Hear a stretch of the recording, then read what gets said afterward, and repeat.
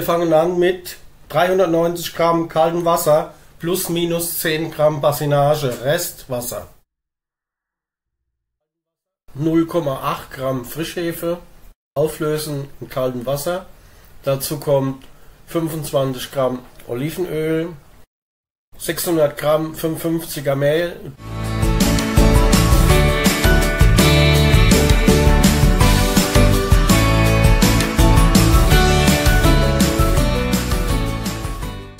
das machen wir mit der KitchenAid. Erstmal auf Stufe 1, dass das Mehl nicht rausfliegt, und dann auf Stufe 2 weiterkneten. Zum Schluss das Salz nicht vergessen. Wenn der Teig dann nachher so aussieht, das dauert ungefähr 8 bis 10 Minuten, kommt drauf an, wie warm es ist, dann ist der okay. Nochmal Falte, ein bisschen Sauerstoff reinbringen, die Schüsselöle, den Teig nochmal über die Schüssel ziehen, damit er ein bisschen Stremme kriegt. Deckel drauf und das Ganze 15 bis 20 Stunden stehen lassen, je nach Temperatur. Zwischendurch, wenn er ein Bierchen holt, mal den Teig ein bisschen Stretch and Fold machen. Von alle 4 Seiten vorsichtig hochziehen den Teig und auf die andere Seite legen. Müsst ihr nicht, könnt ihr machen. Wenn ihr es 2-3 Mal schafft, ist okay.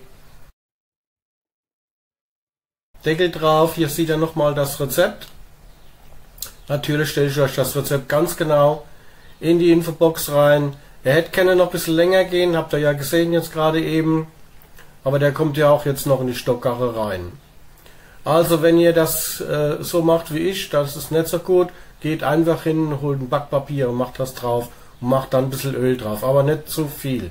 Obwohl meins ganz gut war, aber ich würde das empfehlen. So, dann tun wir den Teig auf das Backpapier leeren, machen noch ein bisschen Salami und ein paar Gartenkräuter drauf, was ihr so gern habt, und schon habt ihr eine geile Focaccia. Was ich euch sehr empfehlen kann, ein bisschen Rosmarin, Mozzarella, grobes Meersalz, Salami-Schinken, Kräuter der Provence, also das schmeckt wirklich sehr gut. So, Backofen aufheizen, 250 Grad, und in dieser Zeit 15 bis 20 Minuten nochmal in der Stückkarre lasse und dann abbacken mit 250 Grad. 15 bis 20 Minuten ist das Ding fertig. Wenn ihr die Focaccia einschiebt, gleich mit Wasser ein bisschen schwarte, nach ungefähr 10 Minuten Dampf ablasse und fertig backen. Und dann habt ihr hier so ein geiles Ergebnis, schaut es euch an, das ist super weich, das ist fluffig, das hat eine geile Porung. Was will man denn noch mehr?